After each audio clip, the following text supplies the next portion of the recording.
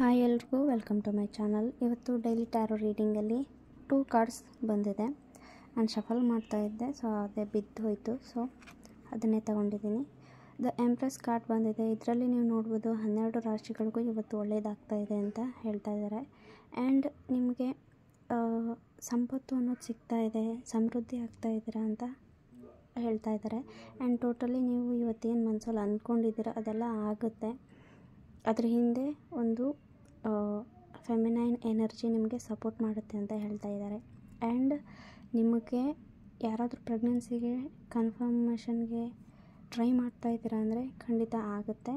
ಇವತ್ತು ನಿಮಗೆ ರಿಸಲ್ಟ್ ಸಿಗ್ತಾ ಇದೆ ಅಂತ ಹೇಳ್ತಾ ಇದ್ದಾರೆ. ಆ್ಯಂಡ್ ಗ್ರೋತ್ ಕಾಣಿಸ್ತಾ ಇದೆ.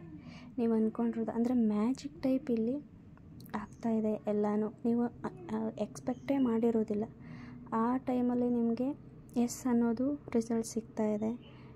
ಆ್ಯಂಡ್ ಇವತ್ತು ನೀವು ತುಂಬ ಹ್ಯಾಪಿಯಾಗಿರ್ತೀರ.